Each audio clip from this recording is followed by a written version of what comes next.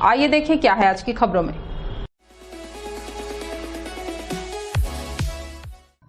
Covid काल की शुरुआत के साथ ही लॉकडाउन हुए सिटी बस करीब 3.25 साल बाद अनलॉक हुए। सोमवार से अलग अलग रूट पर सिटी बस दौड़ते दिखी। हालांकि अभी यात्रियों के लिए सिटी बस की सुविधा शुरू नहीं हुई है, बल्कि ट्रायल रन किया जा रहा है। ट्रायल रन में समस्या आने पर उसे दूर करके यात्रियों की सुविधा के लिए सिटी बस सड़क पर उतारी जाएगी। कोरबा जिला अर्बन पब्लिक सर्विस सोसाइटी ने नए ऑपरेटर को सभी सिटी बसों के मरम्मत कर उनके परिचालन की जिम्मेदारी सौंपी है। पहले फेज में 10 बसों को तैयार करके उनका फिटनेस हासिल किया। फिर निर्धारित रूट पर परिचालन के लिए परिवहन विभाग से परमिट के लिए आवेदन किया गया। बालको, रजगामार, कटघोरा, चांपा समेत अन्य रूट पर सिटी बस चलने लगी है। बस को देख लोगों को लग रहा है कि यात्री सुविधा शुरू हो गई है। इससे लोग उत्साहित होने लगे हैं। अफसरों के मुताबिक लोगों की सुविधा के नजरिए से पूर्व के सभी तय रूट पर सिटी बस चलाया जाएगा। अभी 2-3 दिन तक सिटी बस का ट्रायल रन चल रहा है। कुछ खामियां होने पर वेंडर की ओर से दूर करने के बाद सिटी बस सेवा शुरू की जाएगी। 10-10 बस का परमिट लेते हुए सभी रूट पर बसों की संख्या बढ़ाई जाएगी। सिटी बस के चालकों ने बताया कि शुरुआत में जिस रूट पर परमिट है उसमें ट्रायल के तौर पर सिटी बस चलाने को कहा गया है। 2-3 दिन तक ट्रायल रन के दौरान खिड़की के शीशे का बजना, बीच रास्ते में खराबी आना या अन्य समस्या सामने आएगी तो उसे सुधार किया जाएगा। फिलहाल अभी 10 बस रोड में किया गया है। हर रूट में 2-2 बस चल रही हैं। कहाँ से कहाँ तक चल रही है? अभी सभी रूट में 2-2 गाड़ी चल रही हैं। कटघोरा, चांपा, बालको, रजगामार, दीपका, उनसे 5 रुपया 6 रुपये बढ़ोतरी हुआ है। सिटी बस चलने से हमें बहुत सुविधाएं प्राप्त हो रही है। पहले ऑटो से आने जाने से किराया भी ज्यादा लगता था और उसमें दुर्घटना का भी डर रहता है ना। उससे सिटी बस बहुत बेहतर है। इसमें सामान लाने जाने के लिए भी हम लोग को सुविधा है। वैसे तो ऑटो में कितना किराया लगता था आपको दीपका जाने में? ऑटो में दीपका जाने में लगता था 60-70 रुपए लेते थे। जो अभी कितने में चलेगा इसमें? अभी इसमें है 25 रुपए। फर्क काफी है जी, बहुत फर्क है। और जैसे कि इसमें सिटी ऑटो में आते थे तो किराया, जैसे अभी आए थे हम लोग, है ना, तो उसमें 500-600 ले लेते थे जब बुकिंग करके आते थे। तो इसलिए इससे बहुत सुविधाएं प्राप्त हो रही है हमें। नमस्ते कोरबा न्यूज के लिए संतोष अग्रवाल के साथ रामकुमार यादव की रिपोर्ट।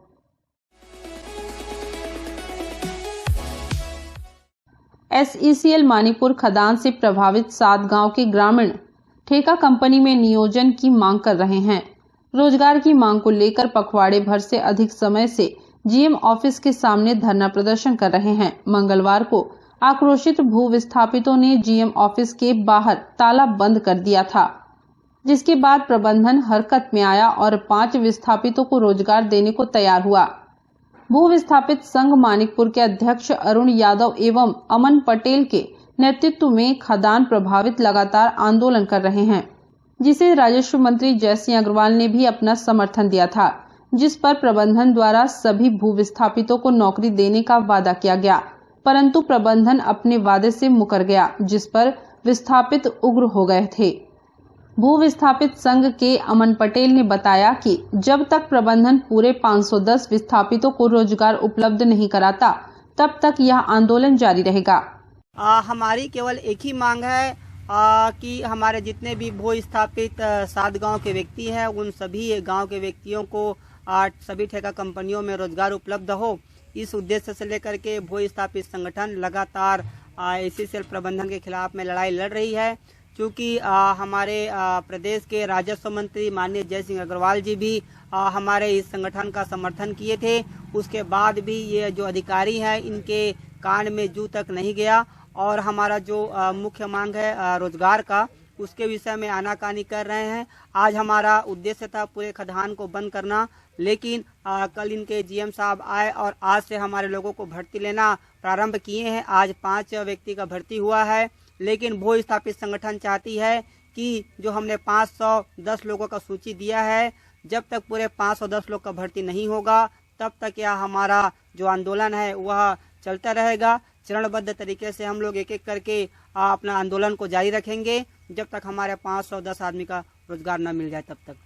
माननीय राजस्व मंत्री जी छत्तीसगढ़ शासन से आए थे और उन्होंने हमारा पूरे संगठन को समर्थन दिए, लेकिन समर्थन देने के बाद में इसी सेल प्रबंधन और कलिंगा कंपनी ने हमारे सामने समक्ष खुली मंच में बैठक हुआ। उस बैठक में उन्होंने ये स्वीकार किया कि हम 80% अपने भू स्थापित लोग को लेंगे और 20% अपना कंपनी का रहेगा।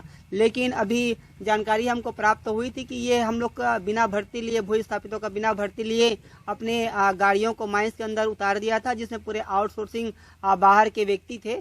तो हमने उसका आंदोलन फिर चालू कर दिया। माननीय मंत्री जी के कहने के बाद भी इनके कान में जू नहीं रेंग रहा है। हम लोग अब पूरी तरीका से कलिंगा कंपनी को बंद करा दिए हैं और जब तक हमारा आदमी भर्ती नहीं होगा तब तक ये कंपनी को चलने नहीं देंगे। तो स्थापित 7 गांव हैं, भिलाई खुर्द है, दादर खुर्द है, ढेलवाडी है, रापा खर्रा है, कुदरी बस्ती है, बरबसपुर है, करनारा है। ये हमारे 7 गांव भू स्थापित है और 7 गांव के भू स्थापित भाई यहाँ हमारे साथ संगठन के साथ मिलकर के कंधे से कंधे मिला करके लड़ाई लड़ रहे हैं। नमस्ते कोरबा न्यूज के लिए अजय अग्रवाल के साथ रामकुमार यादव की रिपोर्ट।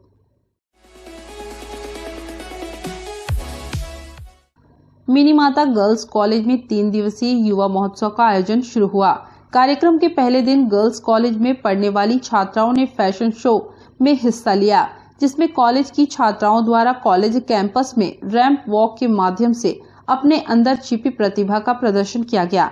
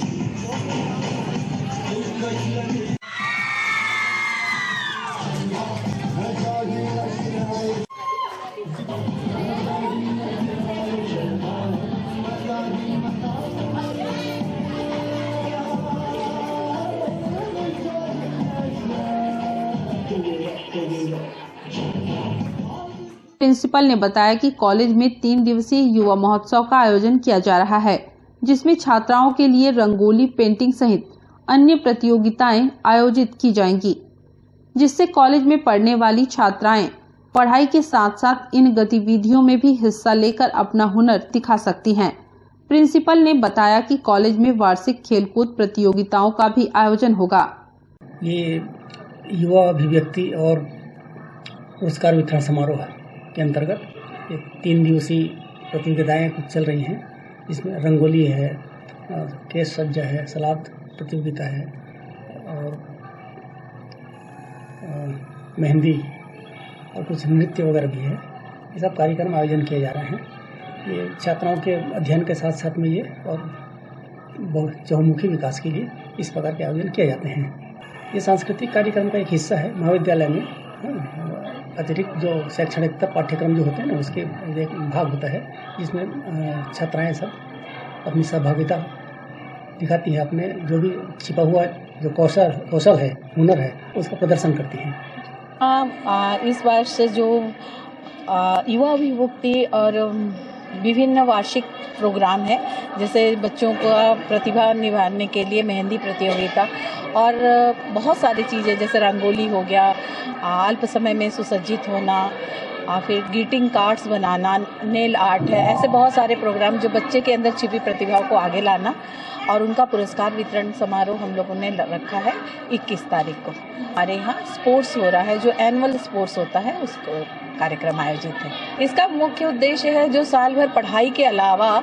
बच्चों के अदर एक्टिविटीज़ में आगे आने, उनके पर्सनालिटी को डेवलप करने के लिए ये सब बहुत ज़्यादा ज़रूरी है, क्योंकि पढ़ाई के साथ साथ उनके अंदर ये हुनर है और उस हुनर को और आगे बढ़ाया जा सके, ताकि वो समाज में भी अच्छे ढंग से अपना काम कर सके। यहाँ हम लोगों ने 7 प्रतियोगिताओं का आयोजन किया और करीब करीब हर प्रतियोगिता में 35 से 40 बच्चों ने भाग लिया। जो साल भर उधर सांस्कृतिक कार्यक्रम, गायन, नृत्य, सोलो, उसके अलावा मेहंदी प्रतियोगिताएं, केक सज्जा, नेल आर्ट, थीम के आधार पर ग्रीटिंग कार्ड बनाने का।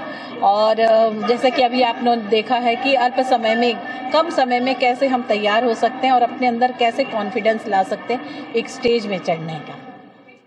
नमस्ते कोरबा न्यूज के लिए ममता साहू के साथ आलोक यादव की रिपोर्ट।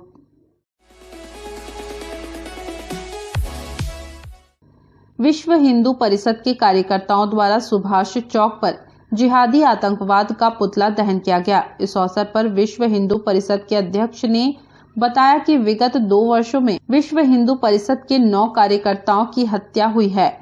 ऐसे लोग जो हिंदुओं के बीच डर का वातावरण फैला रहे हैं, इनके खिलाफ घोर निंदा व्यक्त करते हैं। ऐसे लोगों पर कठोर कार्रवाई होनी चाहिए। इसलिए आज हम सभी विश्व हिंदू परिषद के कार्यकर्ता इनके विरोध में सुभाष चौक पर जिहादी मानसिकता वाले आतंकवाद का पुतला दहन कर रहे हैं।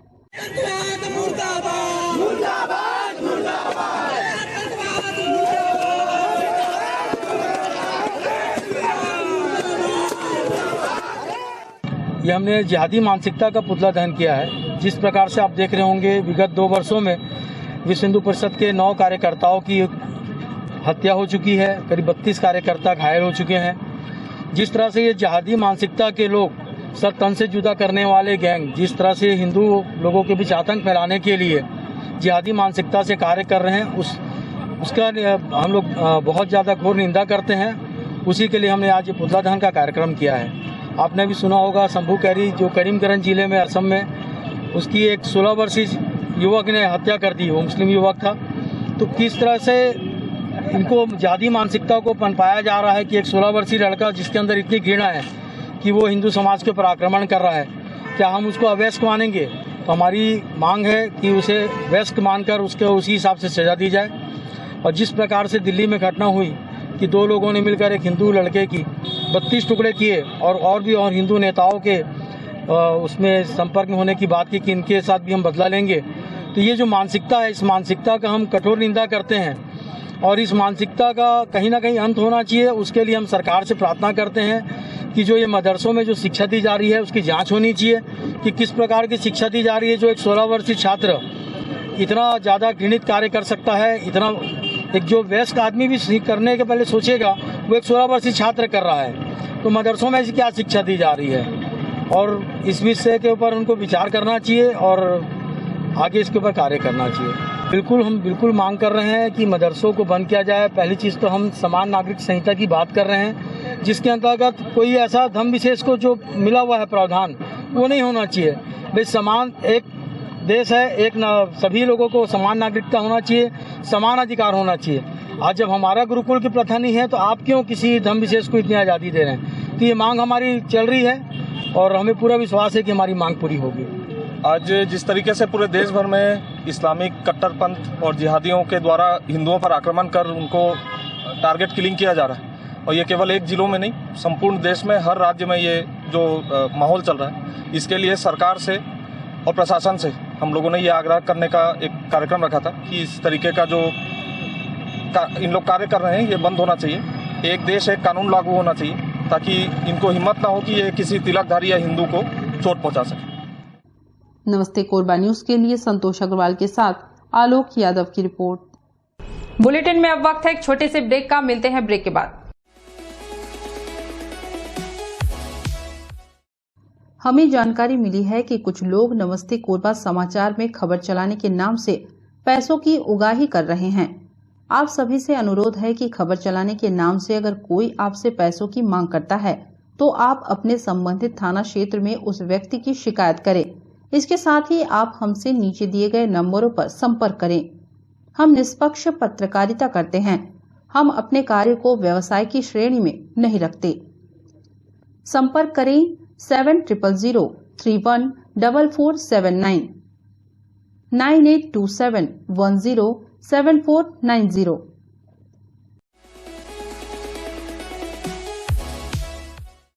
महापौर कप क्रिकेट टूर्नामेंट के चौथे दिवस एल्डरमैन एवं विभिन्न वार्ड पार्षदों की टीमों ने अपने क्रिकेट खेल कौशल का प्रदर्शन कर दर्शकों का भरपूर मनोरंजन किया। चौथे दिन के मुख्य अतिथि CSEB के मुख्य अभियंता रमेश डोंगरे रहे। उन्होंने खिलाड़ियों को अपनी शुभकामनाएं देते हुए महापौर कप आयोजन को निगम का सराहनीय कदम बताया। आयोजन के चौथे दिन CSEB के मुख्य अभियंता रमेश डोंगरे के मुख्य आतिथ्य में मैचों का आयोजन संपन्न किया गया।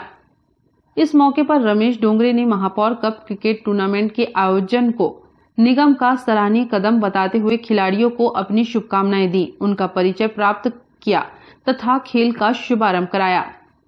वहीं टूर्नामेंट प्रबंधन समिति द्वारा रमेश डोंगरे को मोमेंटो प्रदान कर एवं पुष्पगुच्छ भेंट कर उनका सम्मान किया गया। बहुत सीधा सी मारे कैसे बाहर 6 रनों के लिए दर्शक बने फील्डर, फील्डर बने दर्शक, maximum on the list 6 run.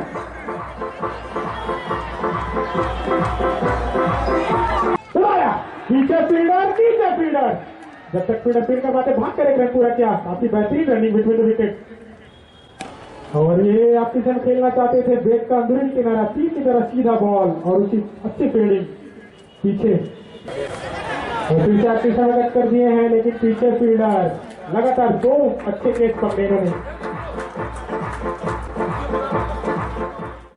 नमस्ते कोरबा न्यूज के लिए अजय अग्रवाल के साथ संतोष अग्रवाल की रिपोर्ट। बालको नगर में मुख्य और आंतरिक मार्गों की दशा काफी समय से बदहाल है। इसके कारण लोगों को कई प्रकार की परेशानियों का सामना करना पड़ रहा है। लगातार ध्यान आकर्षित करने के बाद भी इस मामले में कोई कार्रवाई नहीं की गई। बालको एल्यूमिनियम एम्प्लॉयज यूनियन ने इस मामले को लेकर रैली निकाली और अधिकारी को ज्ञापन सौंपा। एल्यूमिनियम सिटी बालको नगर के विभिन्न क्षेत्रों में सड़कों की स्थिति लोगों के लिए परेशानी का कारण बनी हुई है।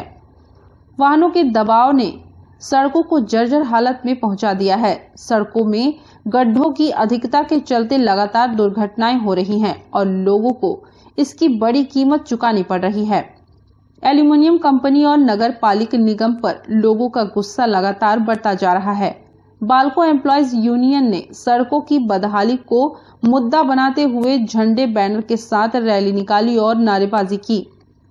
यूनियन के पदाधिकारियों ने बताया कि लंबे समय से इस प्रकार की समस्या यहां पर बनी हुई है, लेकिन इस दिशा में हर कोई उदासीनता बरत रहा है। रैली निकालने के बाद लोग बालको नगर स्थित नगर निगम के जोन कार्यालय पहुंचे और समस्या से संबंधित ज्ञापन अधिकारी को दिया।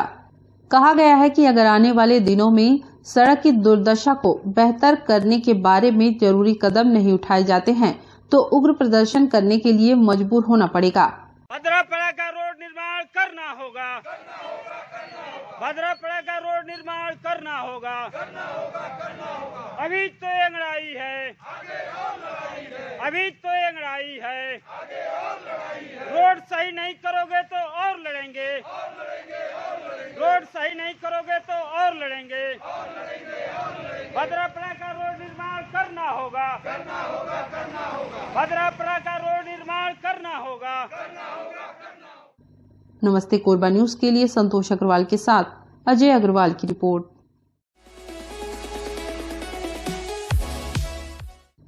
छत्तीसगढ़िया क्रांति सेना कोरबा द्वारा कलेक्टर कार्यालय में महामहिम राष्ट्रपति द्रौपदी मुर्मू के नाम ज्ञापन सौंपा। ज्ञापन का मुख्य विषय छत्तीसगढ़ के धरोहरों जैसे नदी, नाला, तालाब, देवस्थलों को वर्तमान की कांग्रेस सरकार बदल रही है, जिसको लेकर छत्तीसगढ़िया क्रांति सेना कोरबा द्वारा ज्ञापन दिया गया। ITI रामपुर चौक से रैली के माध्यम से कलेक्टर ऑफिस तक अपनी बुलंद आवाजों के साथ आगे बढ़कर वर्तमान सरकार का विरोध किया गया।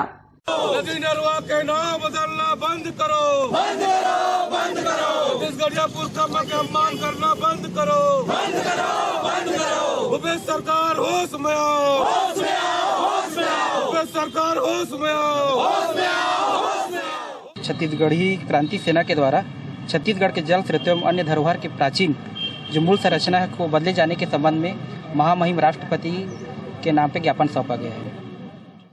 नमस्ते कोरबा न्यूज के लिए अजय अग्रवाल के साथ आलोक यादव की रिपोर्ट। के इस बुलेटिन में बस इतना ही। न्यूज अपडेट के लिए जुड़े रहे हमारे YouTube channel, Facebook, Telegram, Instagram, Twitter को सब्सक्राइब, लाइक, कमेंट करना ना भूले। नमस्कार।